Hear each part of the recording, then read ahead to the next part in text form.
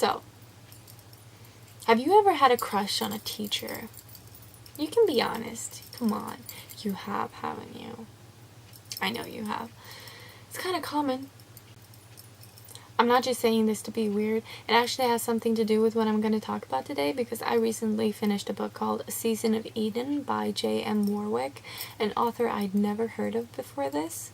Now, before I tell you about the book and what it's about and everything, I thought I'd tell you a story. The story's about a girl named Kaisa who went to bed early the night before her birthday because she had to get up early and make a cake and other birthday stuff.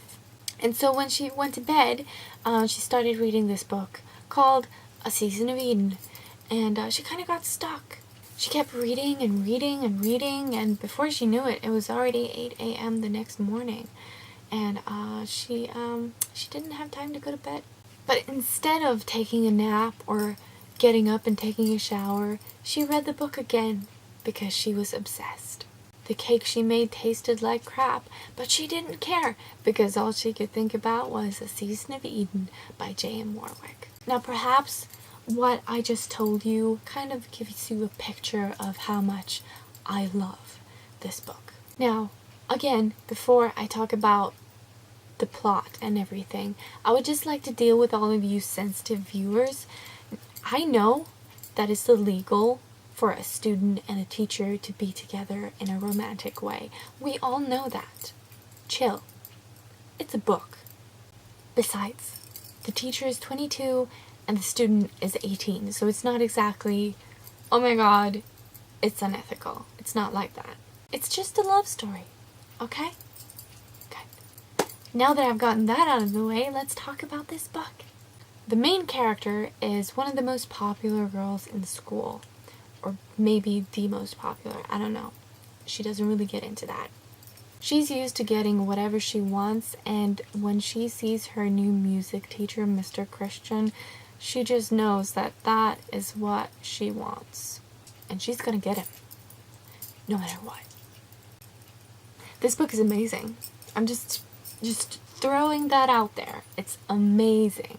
The ending is kind of a disappointment because it's just kind of thrown in there without leaving any kind of satisfaction, but because the book in general is so fulfilling and amazing, I don't mind. You know, I can forgive the author for that blunder, and not blender, I said blunder. The book is very well written, and if you're at all acquainted with how a girl acts when she's in love, then you're gonna get the main character perfectly. She overanalyzes every single word that comes out of Mr. Christian's mouth, and like every movement, every twitch, every look. She watches him play the piano, wishing she was the keys. It's just, I won't say that this book was written for girls specifically, because I know a lot of guys who like reading romantic books, but I will say that it is really girly. You will get drama, some tears, maybe some laughter, but really it's all centered around these two characters, Mr. Christian and Eden, and I wouldn't want it any other way. It's kind of like, I hate to bring up Twilight all the time, but the first time I read Twilight, I really loved the chemistry between Bella and Edward, and when I finished it the first time, I just wanted to go back and reread all the good parts, and that's exactly how I felt for this book. I just had to reread it and just jump to my favorite parts, like when they met up at that place and blah blah blah.